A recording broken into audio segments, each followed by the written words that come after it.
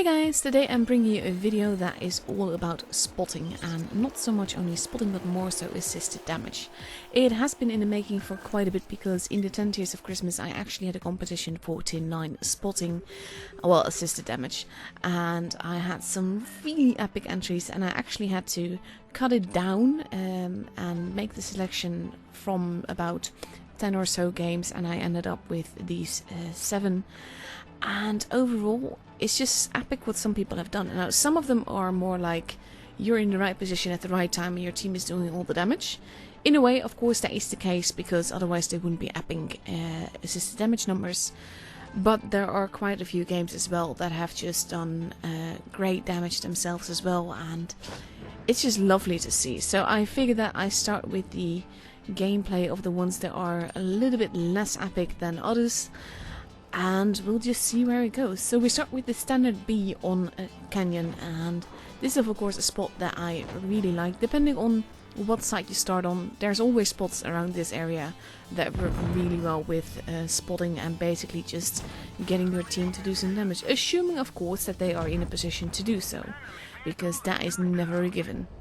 Personally, I always love the tier 9 competition for the 10 Days of Christmas, mostly because you get games that you wouldn't normally get showcased, and you see the assisted damage just basically ranking up and up and up as you go along.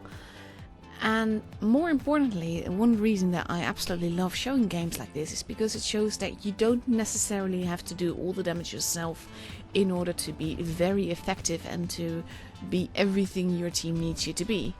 Now, he's very careful with all the big guns that are there. At the same time, he does want to do the damage, and with the waffle going, he's actually not picking up an over. He is getting hit from the other side, but he knew that guy was there, so he's going to see if he can shoot the waffle now. He's already got 4k assisted damage, and it is one of the more epic entries, but I have listed it quite low in the game because he's basically in the same position most of the game. So that doesn't make it less epic what he's done, but it makes it less epic to watch, let's put it that way. He is basically holding this position and playing this position like a boss. And he has to be careful because now he has an E100 coming up behind him, and he can basically choose to either go after the AMX or maybe get shot in the ass by the E100, and that is not something he wants. The AMX is not paying much attention though, only starting to look up when he's actually already over the hilltop, and we actually win on points. So it could have gotten even more damage, and there was lots more damage and health to be had, but he still did a whopping near 5k assisted damage, and that is epic. But now we are moving on to the next game. All of these games are in tier 9 basically because it was the tier 9 competition. And this is the only entry in this video that is not from the 10 Days of Christmas, because it was actually a few days later that this actually happened. But he did contact me to ask when the ending of the competition was, but it had already ended. That being said though, the results were epic enough that I felt that I should include this anyway, even though, just like the last game, it's more like holding the position at exactly the right spot and staying where you are, not getting murdered for being where you are, and just playing it carefully, because he's using this bush and this position and basically the ramp to the fullest. He's getting some shots in, not that many, but he is having a position that is working really well for him, especially when the enemy team starts shooting the ground instead of him, which makes him all the more effective. We're already 3k spalling damage into it.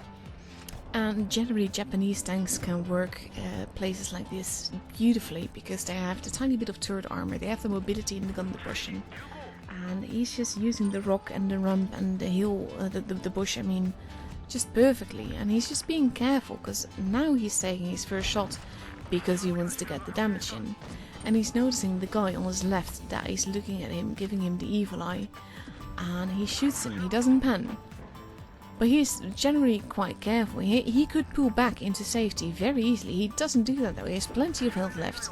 He doesn't need to be that careful. He has plenty of team members left as well. I mean, they have double the guns that the enemy team does, which makes for a big difference in what risk he can or can't take as well. And he stays where he is, even though there's now only 2 guys left, because he might just get a shot in where he is, without necessarily having camped, because at this stage I'm not sure it counts because he had all the spots, he had all the shots and everything, and it worked out fine. But with the waffle gone and only one enemy remaining, he's actually driving down and going on after the guy to see what they can do. But with the last guy left, it could be nice to get the kill and get that last bit of damage, but it's actually his teammate that rounds it up. And that is the end of the game, and he's done epic damage. He doesn't get an ace for it, but if you look at it, seeing that he did nearly 6k damage, that is definitely something.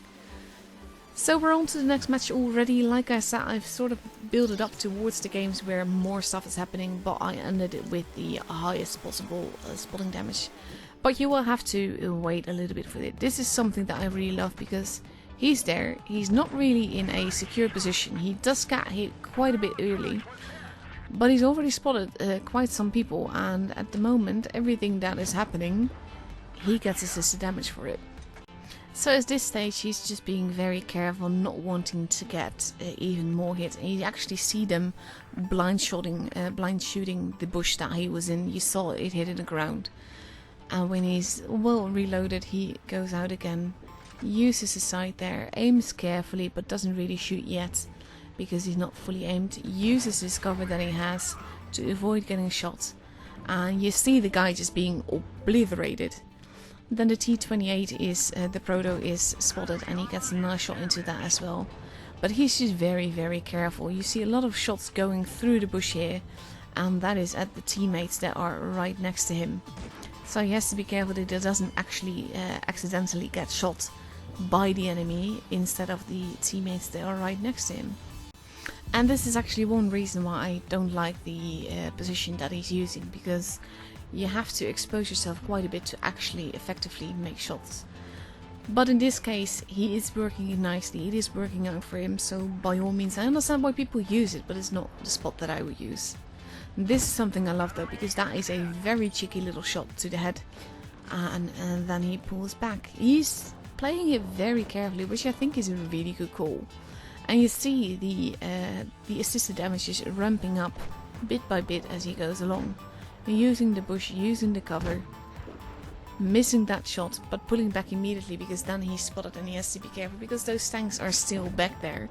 At least we haven't seen them anywhere else, so they could potentially murder him at any time if he peeks out too far. Now though, he's being a little bit less careful and he's double tapping with his teammate. And there he goes, another enemy down the drain. There's only 3 enemy vehicles left. We know where the Borsig is. And we know where, well, now we know where all 3 of them are actually. So they gone up and get behind them, wanting to get the shots in. At this stage the game has basically already been won, it's just a matter of clearing them up. 451 damage in one shot is always a nice thing to go. A little bit of ram damage doesn't hurt either. Now he does have to be careful a little bit though, because that tank still has quite a bit of HP left. But he's actually not paying attention to our friend here, which just works out in his favor. It is the last tank alive, and I wonder if he's gonna get the kill. He might not, but he does. And that is the end of the battle. But just the whole damage that he did 3.7k damage himself. But the more he's he's responsible for a lot more damage than just that.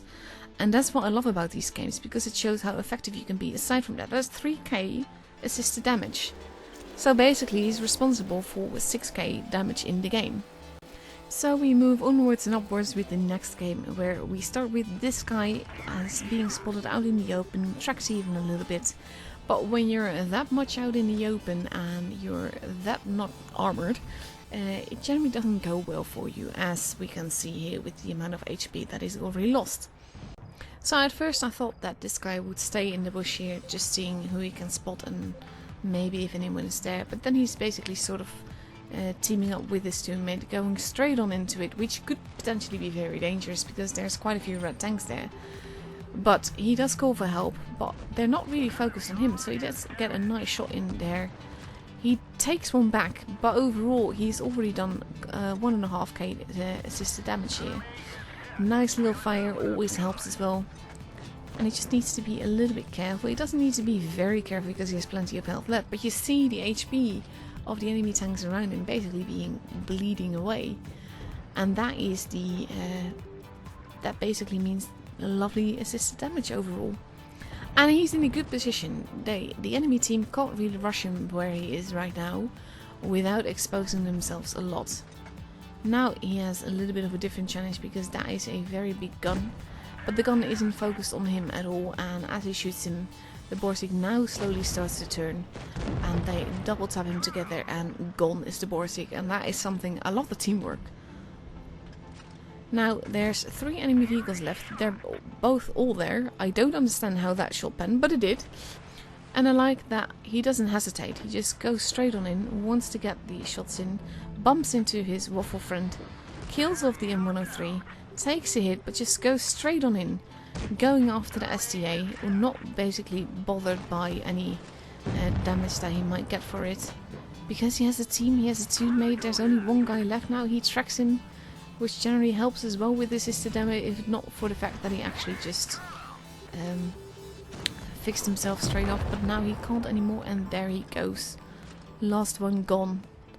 And we have 3.8k assisted damage in this match. And again, that is something I like it. I like it even more when people do these kind of assisted damage without actually staying in one place, moving, taking action, and potentially just being in the wrong place at the wrong time. But in this case, it works out for them. Now, this game and the next game are both driven in the Standard B, and it just goes to show what an amazing tank it is. I absolutely love it. I love the auto reloaders as a whole, but Standard B just a bit especially, because for some reason it just works beautifully. And this is a spot that I generally like, only I prefer it on the other side where that guy is that just took a shot. Because you can trick your enemy into overexposing, and then the campers behind you can get some massive damage in. Now, both these guys are turning around, dealing with the enemy team in a different way, because their team is pretty much in trouble, and there's a guy that went completely YOLO and is in a very open and basically doomed position. Now, the grill at the end takes a little bit of a hit, and he doesn't really pull back, wanted to get another shot in, but gets shot by the grill instead. The guy down below is still alive, and this chieftain is basically going for it, even though he might get murdered because of it himself. They don't know where all the enemies are, of course. So now our tune is turning around to deal with the medium that is here. And they need to be a little bit careful because they're losing health quite fast, as you can see by his two mates. They are steadily working on it though, and with the double taps it definitely helps. And there goes the teammate. Now he's on his own, but he could potentially do this if he's a little bit careful. So he decides to basically run off, which I think is a very good call. Because he just needs time to reload and then see if he can deal with the E50 there. And at this point he's playing it smartly, he's being careful, he's reloading behind the building, careful of the E100 behind there, careful of the enemies in front of him. And one of them is in base D, we know this. But we have to basically hope for the best, because he doesn't have that much health left. And in this case he takes a shot, he goes out to murder him, and his teammate actually murders him for him, which is beautiful. But then we have a waffle that is full health coming, and that could potentially be a problem, because our Standard B is a one shot. Now this is something that I really love, just a cheeky shot through the building there, and then just turning around, playing carefully, trusting his teammates behind him. We have an E100 that is giving him the evil eye, and he needs some help there, but the E100 misses, which is generally a very good thing. The grill is murdered, the E100 is almost gone, and this is basically how you want to see it. He takes out the E100, and now we just have the waffle that is arriving at the back. He should be dead at this stage, because he was driving into the building and everything, but he's still alive, and he's so lucky. But I do love it when shots like this get taken through the building. This is why I sniper mode, and this basically shows how effective sniper mode can be. It is a beautiful game, it is a very lucky game, but it's a beautiful game, and I just loved it, so I wanted to show it, because he does both the assisted damage and the damage himself. This is a result that I would be very happy with if I was driving the Standard B. So, like I said, same tank, same guy, but very different map. This is a map I generally don't like, but it does allow for some epic spotting if you're in the right place at the right time, and most of all, if the enemies are in the right place at the right time. like here, this is something that is very helpful. If your team is behind you, you can get massive assisted damage. Only no one is actually taking the shot. He wants to get that help. You see the campers behind him going up on that ridge or in the corner camping. And he's just being careful. There we go. That is some damage into the guy. And now you can just finish him off. He just has to be a little bit careful not to peek out too much. And that's the first tank out of the equation. And this reminds me a lot of the STB video that I did where I called it Best Spotter, because I had some epic spotting games in that. Because it can work positions like this very well with the gun depression that it has and the armor profile that it has with a tiny bit of turret armor. Now this is also something that can be very dangerous because you don't know where your enemy team is. And you want to base, you want to cap, which is what he's doing here. But he has to be careful. And as long as he's looking behind him, he won't see the enemies that might come at him.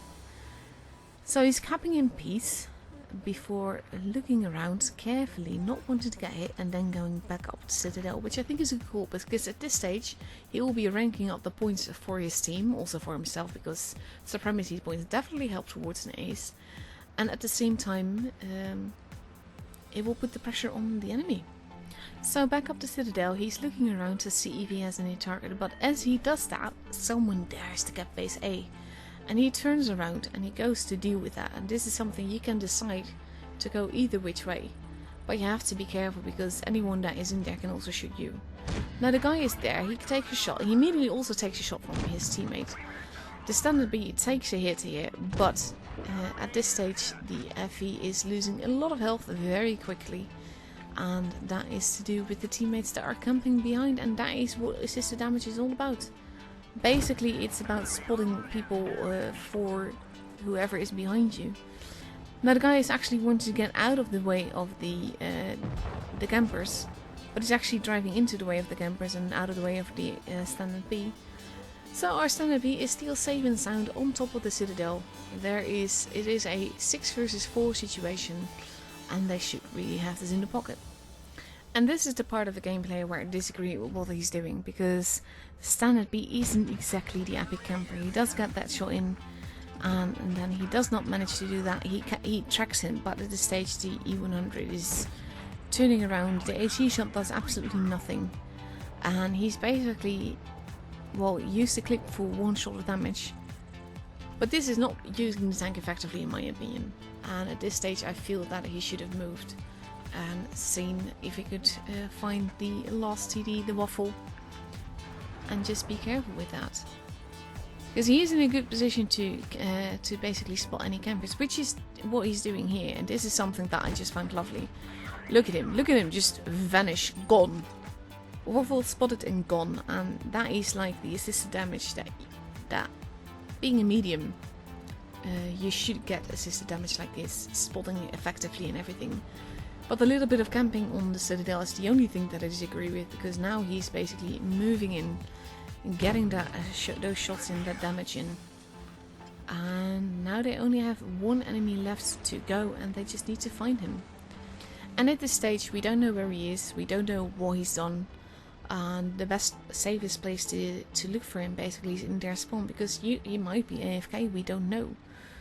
So he goes to do just that, and overall it has been a very nice game. The assisted damage, the way that he was supported by his team, worked out really well for him.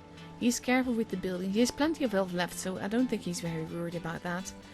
And he's just driving on, and now he sees the E100, he's a one shot, barely. And he's driving away, but with the standard B being where he is, he will be the first one there. And he will get this going, he will get this damage, because that is that's pretty much a given, really.